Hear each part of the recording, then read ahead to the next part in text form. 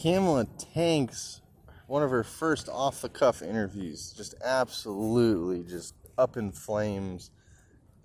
Nukes it. This is just complete and utter just failure. I don't know how you could just come out and state that you use mind control while speaking as a public speaker when she's clearly a puppet. That's not something you want to admit when you're as much or maybe more of a puppet than Biden himself. And we all clearly know that man is nothing more than a puppet. He'll just step out of the way as soon as he needs to step out of the way, and then we'll have Kamala, right? I don't know how that's not clear and evident at this point. So, anyways, she comes out and makes her first off-the-cuff interview. Right off the bat, the host is calling her out for being late. And not only is she late, and then tries to brush it over, but then they just jump straight into how she's repetitive in her public speaking. And she just kind of spits out mumbo-jumbo word salad that everybody's heard 1,000 times before and doesn't mean anything. And so she says that's discipline. And this is hilarious because in a Tim Pool episode, he's saying that's cool. We can give that to her. Yeah, sure.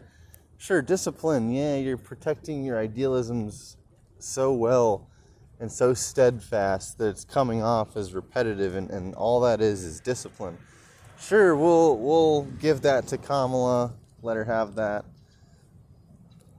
But maybe not, right? So let's let her talk. So he goes through the interview, and then the first actual question that she gets is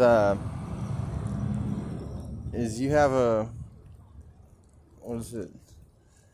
Yeah, they go on to say you just cover the same talking points.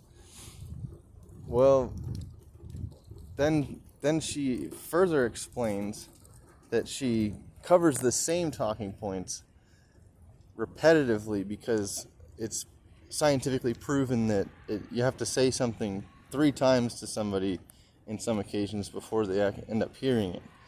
And that's not a public speaking tactic that she's talking about there. That's a mind control tactic. So that's why you should be deathly afraid of anything that woman touches or has anything to do with. The fact that she had so much to do with San Francisco should be scary to anybody anywhere near San Francisco or anything that's affected by San Francisco or is affected by people from San Francisco, because they're going to be affected, and they're going to be desperately looking for some form of affirmation that's not going to be easily appeased.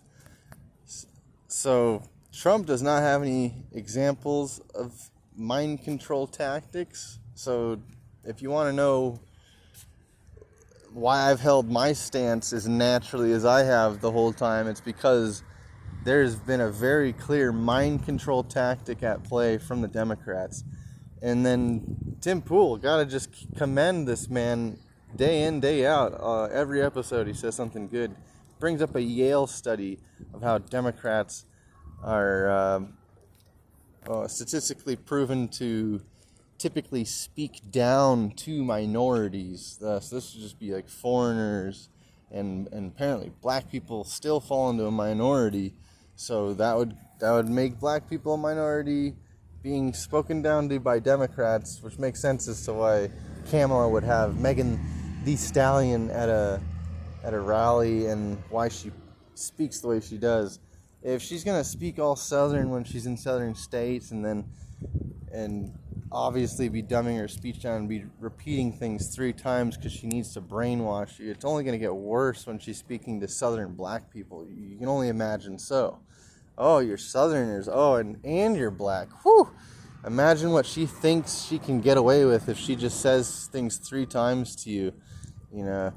So this is where we're at, everybody. She came out and said it right out. That's the first thing she wanted to say in an interview. This is why they don't let her come out and talk. It's why she's waited this long, because as long as everything's down to the wire and everybody feels like it's down to the wire, everything everybody does can just be excused by, oh, I don't know, it just, everything just happened so fast, right? If she did all this ahead of time, there'd be way too much time to analyze things and tear her down well before the interview, or well before the election. We already knew well before the interview that she's not going to do good. That's a matter of fact. We already knew she couldn't talk, because she just talks in circles doing her word salads. And she's absolutely terrible. And she goes on to further solidify this fact in this interview. And there's even examples of her fumbling as soon as the teleprompter fails. And then there's multiple examples of her being busted using an earpiece, where she's, got to press her ear, and in the middle of talking to somebody off the cuff, she has to stop and talk to whoever's in her ear. And then on top of that, for the debate that she does, not only are the moderators paid to protect her, but she knows the questions, she knows the answers, and she's using an earpiece. And who's on the other side of the earpiece? That's Obama and the Obama administration. And if you think anybody other than the Obama administration and Obama himself have been sitting there pulling the strings for the Democratic Party, even past his second term finishing out. So effectively we have Obama for almost 20 years in office, going more. If Kamala gets elected, we're looking at almost 25 years of Obama admin reigning over the country.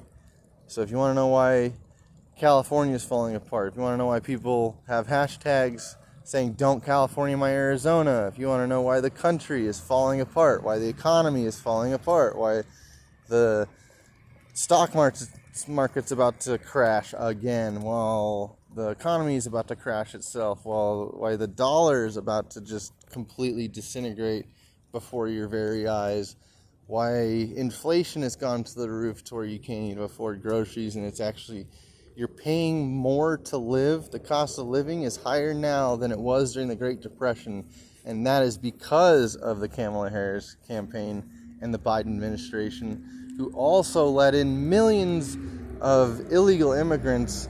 Not only that, we're looking at 500,000 criminals, 25,000 murders, 20,000 rapists, all documented, and then so many untried criminals, so maybe like 1 million criminals, just to say the least, and 500,000 murderers. Unbelievable, right? So she's apparently peace and joy. That's right. Kamala represents peace and joy. And if you vote for Trump and Elon, if Elon does end up being a major role playing counterpart in all of this, potentially, I have heard predictions from supposedly reputable sources that predict accurately, and they've said many things that I've felt were on point. Come out and said that Kamala, if you vote Kamala, that's the peace and joy representation. But if you vote for Trump, we are going to be looking at World War III, end of the United States, which is, that was pretty heavy prediction to make. But I can understand that. Go check out the Snoop Dogg Lavender, very, very bad, no good music video, where apparently the idea is Trump gets elected, cuts a deal with Ukraine, and then people get shot over it, Trump gets shot over it. That's all they go over in the video, but you can only assume that if that happens, we'd be looking at World War III. Because that's a real rough way to get Kamala into office. Somehow they're going to find a way. They passed a rule where 100 Congress members die, they can have whoever they want install whoever they want. So they don't need Trump or anybody